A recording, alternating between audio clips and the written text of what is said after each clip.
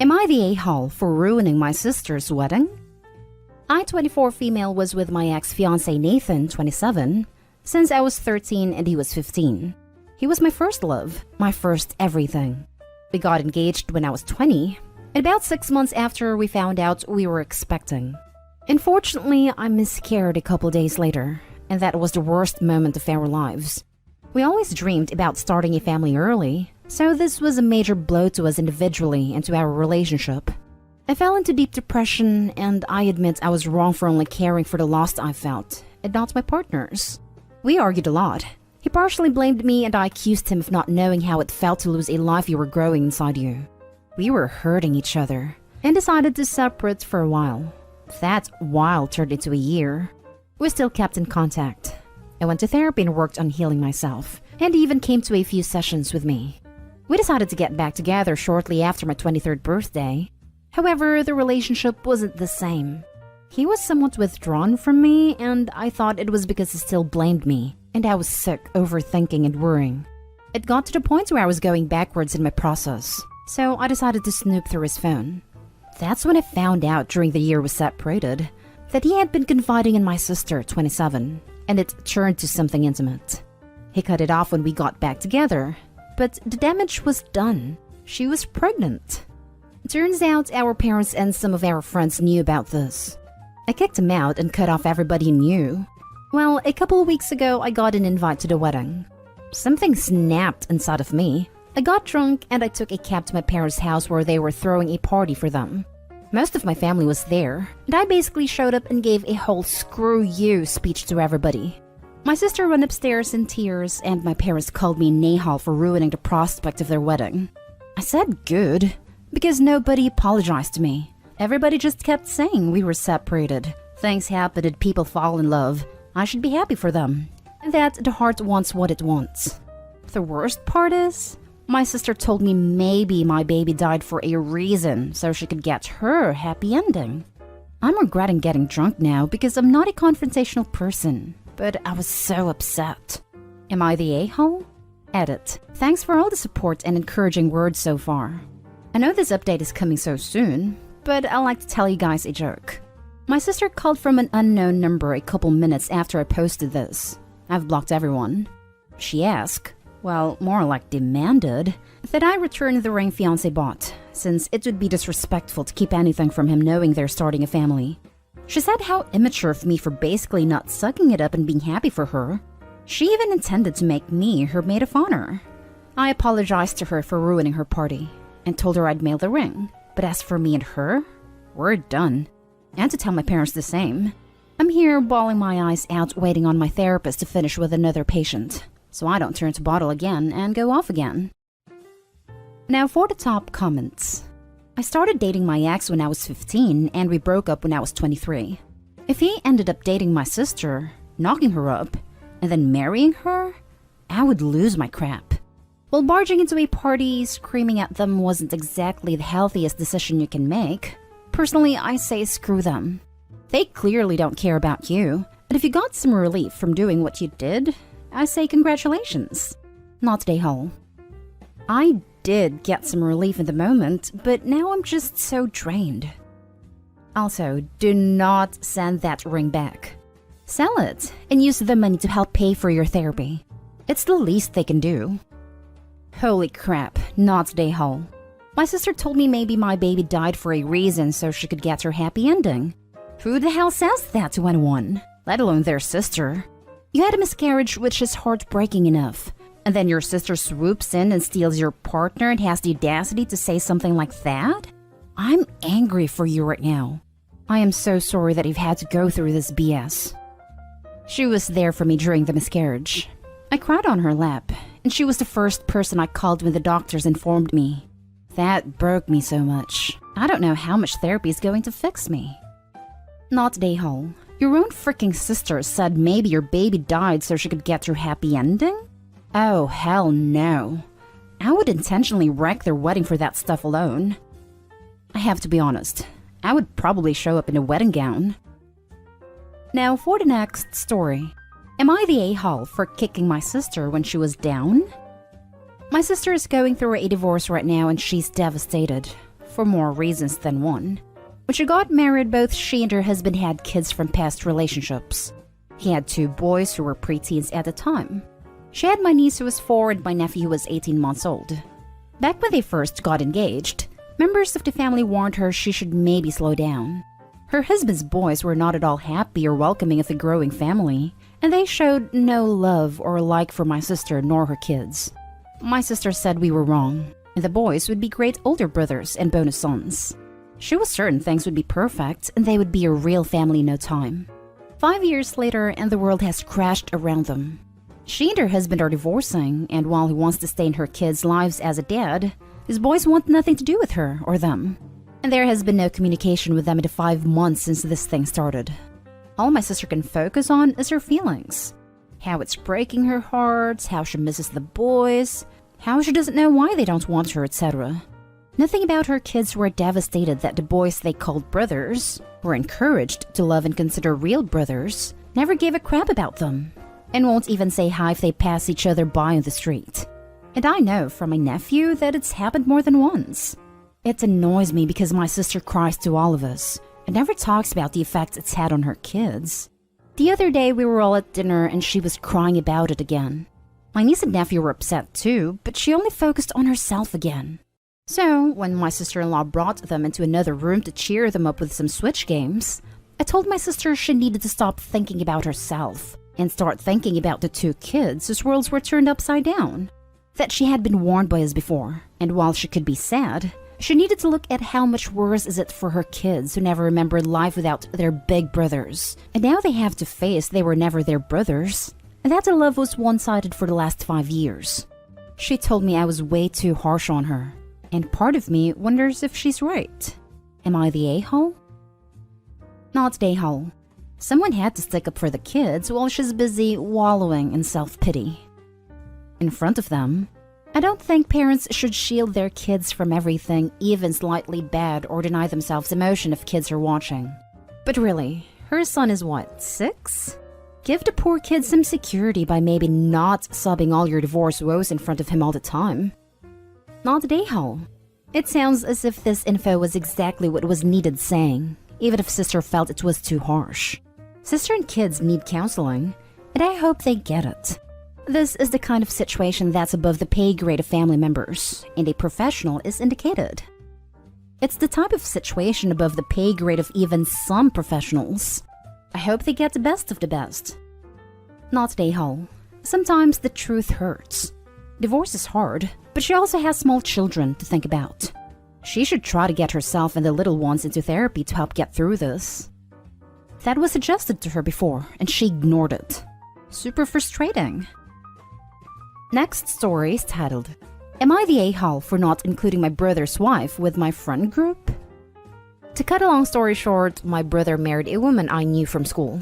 She was known as the mean girl, treated everyone like crap. Her mom had the same reputation, and everyone said it was learned behavior that started because their family was wealthy.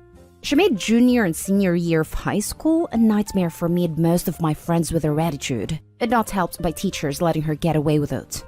I didn't see her for years, and my brother met her in a coffee shop. They hit it off, and it was a surprise when she turned out to be his girlfriend. It was also awkward. I don't like her. She's changed some, but she still has a streak of it in her, but better than she was back then. They got married last year, and it hit my brother that she has no friends of her own. She had her family there, her mom who was still the biggest a-hole ever, but no friends. And so he asked me if I would include her with my friends. He knows I have a solid group of friends, and was hoping they would be her friends too. But none of my friends are on board, and honestly neither am I. So I told him no. There was a fallout from this. My brother is pissed, and we haven't had a great relationship in months. He thinks it's cruel to not try when I know she has no friends, and it's childish to dislike her over the past, and that my friends are a group of a-holes for not being willing to try. I told him not everyone wants to be friends with a mean girl who made life hell at any point in their life. That sometimes being civil is the best you can muster, and that I have always been that. It's breaking our parents' hearts because he's insisting we can't be close again unless I make more of an effort. Am I the a-hole? Now for the comments. Not the a-hole. Homie, your brother sounds like he's being her dad. Setting up friendship with a sibling's friend group after marriage? Weird. Why not his friends? My wife can't make friends. Let's not explore why not. Why can't you be her friend? Is an absolute bizarre hill to die on for Opie's brother. It's telling he is not organizing couples outings with people he knows. If he cannot get his own friends to hang out with his wife, he can't expect his sister to force her group to welcome their high school nemesis. With a literal stranger, his wife would start the friendship in zero. With this group, it starts in negative 10,000. But with this group, he can try to make it his sister's problem instead of his. What a nahal. Not nahal. There is a reason she has no friends. Your brother married a school bully and wonders why no one wants her around. She's your sister-in-law now, and you'll have to include her in family events. But with your friends? No. Has your brother told his wife to try? To apologize? Why is it the tormented ones are supposed to try harder than the tormentor? There is a reason she has no friends. Your brother is being weird by asking this of you, and refusing to accept your no. Who cares if he stays distant? This way you see less of her. And maybe she'll learn something from this. Not a day-hole. She's probably making his life miserable, pushing to be included. And once she is, she'll make Opie miserable and alienate her friends. Not a day-hole. She can find her own friends. Not a day-hole. There is a reason she doesn't have friends. She must not have changed that much after all. She is a grown woman. She can make her own friends, providing she can rein in her meanness enough. Your brother has zero right to ask you that, and zero reason to be upset because you don't want to. There is definitely something wrong with her if she cannot make friends after high school. Last story. Am I the a-hole for refusing to pay my half of our cancelled wedding? My ex-fiancé and I came from a very different cultural backgrounds, and our families live on entirely different continents. I explicitly told him before we even got engaged that I always wanted a small, low-key wedding. I know that his culture have huge, lavish weddings, and he told me that this is what he wants. So when we got engaged, we had a long conversation which resulted in the compromise that we would have a big wedding in his home country, but drop some of the other aspects of his culture that I wasn't so comfortable with, or did not mesh well with my own culture. Regarding living situation and raising children. For future children, we did not have any children. This was not a huge amount of customs. In fact, we just arranged to drop one and alter two. So they streamlined better with my own culture, and we were both as happy as possible with this outcome. We began making bookings, reservations, and paying deposits for our wedding. This was all out of his bank account. This is because we did not have citizenship in each other's countries, so it was far less complicated for everything to be paid from an account of the same country. The intention was that, after we married, it would be much easier to get citizenship, and once citizenship was approved, we would merge our finances. And at this point, it would not matter who had paid for the wedding, since all our money would be together. 3 weeks before we were married, his mother and aunts got wind of one of the costumes we had arranged to alter, and lost it. Through conversations, they then found out about the other two, and eventually they threatened to disown him for being a bad son. They said I was cutting him off from his family, and that if that was what he wanted, they would make it easier for him.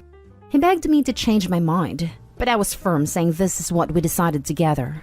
I wasn't going to drop our agreements because his family don't like it, when there are plenty of aspects my own family are uncomfortable with. Relationships are about compromise and communication, and ultimately the first priority are the two people in their relationship, not their family. He told me if I wouldn't budge, then the wedding was off. I said I had made my compromise. I still wanted to marry him under our original conditions when we had spent a long time negotiating, and originally felt were fair. Then he said that he had changed his mind and did not want to marry me. After a few weeks, he contacted me, asking me to pay him back for half the money he was unable to get back from the deposits we paid. Since it was so close to the planned date that we cancelled, and it was not a small amount of money. However, since he was the one who called off the wedding, and even at this point I would still marry him if he were to honor our original agreement, I don't think I am obliged to pay. I told him this, and he is very unhappy, since he now believes it is my fault that he cancelled for being unwilling to be flexible. Not Dayhall. I'm so sorry. You must be heartbroken. I know it probably doesn't feel like it now, but you dodged several bullets. He's backing out of this wedding now due to family pressure. This shows you that he was always going to take his family's side in arguments, and best you find out now. Sounds like you would have been one of those spouses who are extremely enmeshed in their parents' clothes, and you would have had mother-in-law and sister-in-law interference all the time. He has shown that he's happy to make agreements with you and compromises, and then doesn't respect them. For example, he has zero regard for the agreements you had and the compromises you both made regarding the wedding. He's also now ignoring the agreements about the costs. And as for future kids, that agreement you made was never going to be respected either. I'm so sorry you've had to call off your wedding so close to the date. But much easier and better to discover how spineless and dishonest he is now, rather than having to go through a divorce and costly arguments later on. Not the a-hole. Also, tell him that his family was the one to essentially cancel the wedding, so they can reimburse him. Not the a-hole. 100% this. I hope you should tell him to send the bill to the aunties who had a fit. Not the a-hole. He didn't cancel the wedding. He did. He cancelled it after he decided to go against the agreement the two of you made. Since his family was in such an uproar that they threatened to disown him, tell him to get his money back from them. They can consider it the cost of getting their precious son back. Just want to add in regard to the agreement. If Opie were to be accused by him and his family of not having any honor, she could refute that he didn't honor his own promise towards her to begin with, and it was therefore him who dishonored her, not the other way around. Not the a-hole. You dodged a bullet there. Under no circumstances you pay him a thing. He called the wedding off? He pays. Not to mention the cost of the wedding was much higher because of the things he wasn't willing to compromise on. Sounds like the unfortunately common person who thinks compromise means do what I want.